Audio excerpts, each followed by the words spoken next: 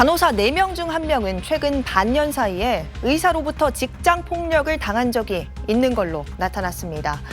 국내 연구팀이 간호사 1,000명한테 물었더니 의사에 의해서 직장 폭력을 당했다고 대답한 간호사가 246명, 넷 중 1명이었습니다. 여기서 말하는 직장 폭력에는 의사의 물리적, 언어적 폭력 모두 포함됐는데요. 이 물리적 폭력으로는 의사가 화를 내면서 병동을 돌거나 병원 물건을 발로 찼다라고 응답한 비율이 높았습니다. 언어적 폭력으로는 의사가 강압적인 어조를 사용했다고 답한 간호사가 무려 82%에 달했습니다.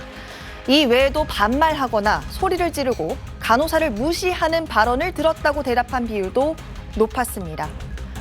실제로 몇 년 전엔 경남의 한 대학병원에서 의사가 간호사들에게 도 넘는 폭언을 해왔다는 폭로도 나왔습니다.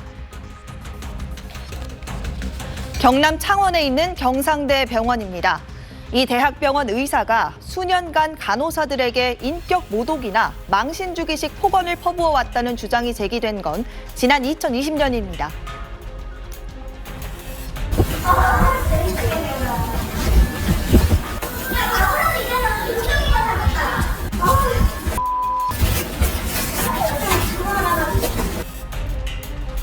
이처럼 녹취에 담긴 폭언은 일부였습니다. 간호사 상당수가 공포 분위기에서 이런 폭언을 당한 경험이 있다고 하소연한 겁니다. 직접적으로 맞닿아 있을 수밖에 없거든요. 이제 소리 지른다던가 그런 말들을 하면 이제 저희 입장에서는 무섭고 떨리고, 지금까지 자기가 그만두게 만들겠다는 애들이 한 명씩 오고 있거든요. 걔가 나가면 또 다른 한 명이 그렇게 하면 또. 이런 사실이 드러나자 해당 교수는 지난 2020년 2월 정직 3개월의 징계 처분을 받았고 결국 사직서를 제출했습니다.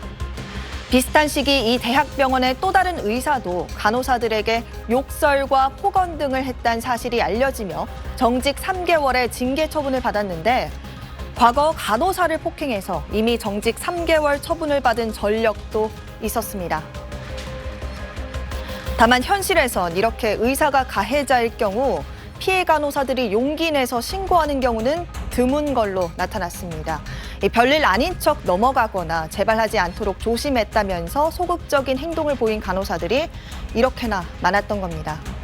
적극 나서도 문제가 해결될 것 같지 않아서라는 이유가 컸습니다. 한편 같은 간호사들끼리도 폭력을 경험한 경우도 꽤 많은 걸로 나타났습니다.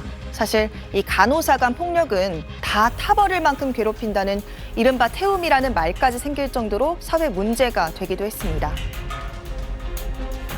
보통은 이렇게 쭉 찍어 누르면서 뭐 하는 거야? 약간 이런 거, 머리 뭐 이렇게 하고, 뭐 생각은 있냐? 뭐 머리는 왜 달고 다니냐? 물어보지 않고 제가 신규 때 거기도 대답을 못했고, 너는 좀 아니야? 이런 것도 모르겠는데 너 학교에서 며칠이나 있냐는 거.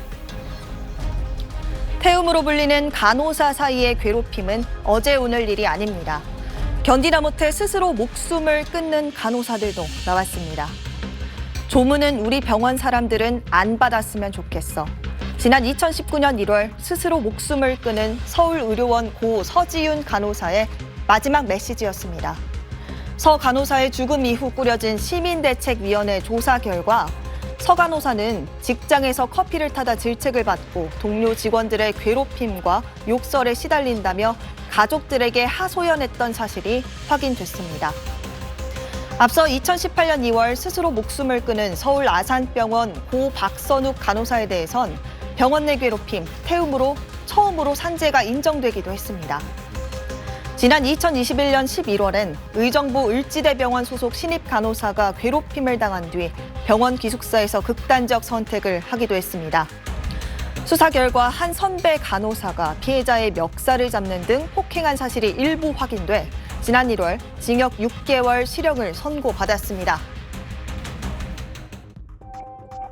최근 직장인 커뮤니티 블라인드에 올라온 항공사 직원의 글이 화제가 되고 있습니다.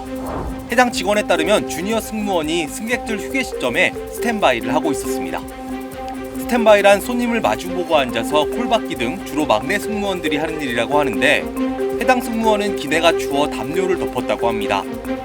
그런데 지나가던 사무장이 이 모습을 보고 해당 승무원을 쥐잡듯이 잡았고 이후 왕따까지 만들면서 결국 직장 내 괴롭힘 사건으로 신고됐다고 합니다. 해당 사건이 사내 이슈가 되면서 내부 갈등도 크게 벌어졌다고 하는데요. 주니어들은 추워서 담요 덮은 게 뭐 그리 잘못이냐, 칭칭 두르고 잔 것도 아니지 않느냐고 반발하고, 시니어들은 유니폼을 입는 승무원이 어떻게 승객이 보이는 곳에서 담요를 덮을 수 있느냐며 이러다 패딩까지 꺼내 입겠다는 입장을 보인다고 합니다. 승객들 입장에선 이 모습이 어떻게 보이냐는 질문에 대다수 누리꾼들은 아무 생각이 없다는 반응을 보이며, 일부 간호사들의 태움만큼 승무원들의 군기 잡기도 너무한다는 반응을 보였습니다.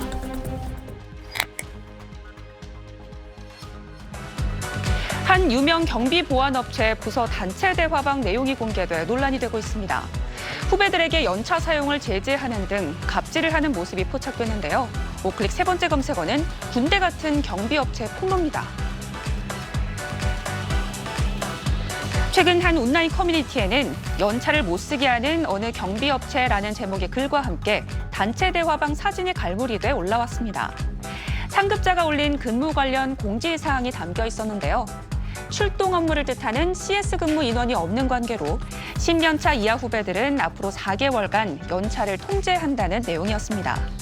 그러면서 본인 친가족 부고, 결혼식을 제외하면 사용하지 않길 바라며 쉬고 싶은 마음은 이해하지만 혼자 힘든 게 아니니 주인의식을 가지고 버텨주시길 바란다고 덧붙였는데요. 몇몇 직원들이 대답을 하지 않았는지 몇 시간이 지난 뒤 연차 통제 6개월로 늘려드릴까요? 상급자가 이야기하면 대답은 똑바로 하시길 바랍니다. 라며 엄포를 놓는 내용도 이어졌습니다. 근로기준법에 따르면 근로자는 자신이 원하는 시기에 연차 휴가를 사용할 수 있는데요. 다만 근로자가 청구한 시기에 휴가를 주는 게 사업 운영에 막대한 지장이 있는 경우 회사가 그 시기를 변경할 수 있습니다. 누리꾼들은 저게 군대지 회사인가요? 어디서 똥군기를 잡고 있냐? 같은 월급쟁이끼리 이러지 말자. 왜 병끼리 싸우는 거야? 등의 반응을 보였습니다. 임용된 지 불과 4개월밖에 안 된 신입 소방관을 괴롭혀 극단적인 선택으로 몰아넣은 선배 소방관에게 법원이 징역형을 선고했습니다. 수원지법 안양지원 형사4단독 박현민 판사는 특수폭행 혐의 등으로 기소된 전직 소방관 A씨에게 징역 1년 6개월을 선고했습니다. 박 판사는 피고인은 교육을 빙자해 소방공무원으로서 첫 발을 내디딘 피해자에게 심한 폭언, 모욕적 언사, 폭행 등을 지속해 죄질이 무겁다며 일부 범행을 자백하긴 했으나 수사 초기 때 누명을 썼다고 강변하고 소방 업무 특성상 엄격한 군기 확립이 필요하다며 행위의 정당성을 주장한 점 등을 고려하면 참회의 모습이 그다지 보이지 않는다라고 지적했습니다. 이어 피해자의 가족과 직장 동료들의 진술에 비춰봤을 때 피고인의 행위가 없었다면 피해자가 스스로 삶을 마감하는 선택을 할 이유를 발견하기 어렵다는 점에서 둘 사이의 인과관계를 부정할 수 없어 범행으로 인한 결과가 중대하다라며 판결 이유를 설명했습니다. A씨의 범행은 소방관 B씨가 우울증이 있다, 먼저 가겠다라는 유서를 남긴 채 극단적인 선택을 하면서 세상에 드러나게 됐습니다. 장례 과정에서 직장 내 괴롭힘이 있었다는 사실을 파악한 B씨의 유족은 문제를 제기했고, 진상 파악에 나선 소방서는 A씨가 B씨를 상대로 직장 내 괴롭힘을 저질렀다고 판단하고 경찰에 수사를 의뢰했습니다.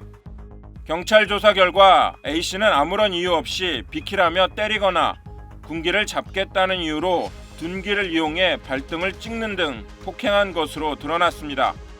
사건의 진상이 밝혀지자 소방당국은 A씨를 해임했습니다. 앞서 징역 2년을 구형했던 검찰은 직장 내 괴롭힘은 인격을 말살하는 중대범죄이며 잘못을 뉘우치려는 마음이 없고 유족에게 용서받지 못했다며 1심 판결에 불복해 항소장을 제출했습니다.